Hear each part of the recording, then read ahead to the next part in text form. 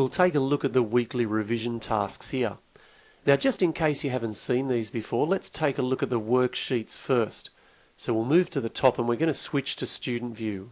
So we can see the weekly revision tasks here, and they're available from Year 1 through to Year 10.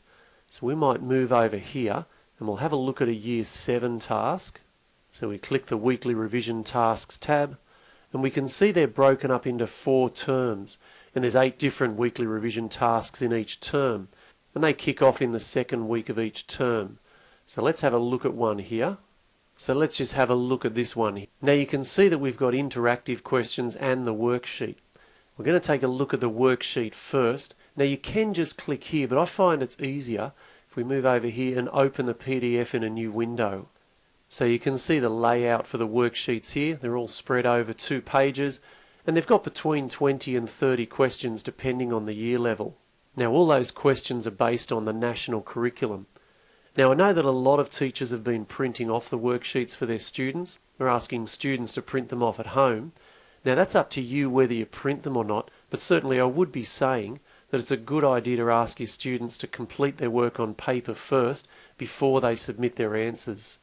Now let's switch back to the questions here, and once students have finished the worksheet, they need to submit their answers here. So if we look at the first one, the prime factors, we just have 2, 2, 3 and 5. They then submit that answer, and that's automatically marked for them. They then move on to the next question, and they continue working through it like that. So I think you can see how that works. Now let's see how you can set the tasks. We're going to switch back to Teacher View. Now this is a really easy process. A couple of clicks and you're done for the whole year. So we go to Tasks, and we add a weekly revision set. Now this is for my Year 8 class. Now by default it should set you to the correct curriculum. Always check that first though. Now a few different options here. It's part of the way through the year at the moment, so I'm actually going to go with this first one where I set the weekly revision task just for the remaining weeks in the school year. The start of the year though, you can set tasks for the entire year, one click, all done, or you can choose to set them term by term. Now you've also got this option down here to change the owner. Now this is really handy if you've maybe got one teacher who's setting tasks for the whole year group. So if you're setting tasks for another class, you click Change Owner, then you assign the task to the appropriate teacher, and all the results and details will be sent through to that teacher. Now I'm going to leave this one set for myself here. We've got this option here, really recommend that you check that one. That means that the task report will automatically be emailed to you as soon as each of those weekly revisions are due. So you'll get to see exactly which kids have completed the task, who still owes the task, and their results. Now you can also check this box here, hide year level from student. That's handy if you've maybe got a student or a class who are struggling a bit and you're assigning them weekly revisions from a lower year level and you don't want to discourage them. Now that's as simple as the process is. All you've got to do now is move up here and save the weekly revision set.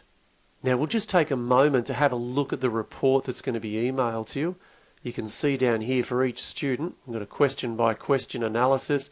Pretty simple to follow. Basically blue means they got it right, red means that they got it wrong. I've got a couple of kids here who haven't done it, so I'll need to make sure I chase them up. So this is fantastic. This is emailed straight to you. No need to ask the kids to hand the work into you or mark it yourself. All done for you and all the report given to you. Now up the top we've also got this student average here. This lets us know how as a class they're going with questions. Basically greens and blues tend to mean they're doing okay. Once we get down into yellows and oranges like these ones here, means they might be having a bit of trouble. Now what we can do if we hover over these questions, we get a snapshot of the question. We can look at that and say, okay, an area type question. Might need to spend a little bit more time on that. Look at this last one here. And this is actually a good one to see. Find the median. Well, occasionally you're going to come across questions that you haven't taught yet in class, depending on exactly how your scope and sequence is set out. So if you see a question like this in a revision set, just let the class know either to leave that question out or maybe even just give them the answer so they can input it, letting them know that you're going to be covering it later on in the year. Okay, so that's a quick overview of the weekly revision sheets. I think you'll find these a really fantastic tool, so make sure you get in there, set them and start using them well.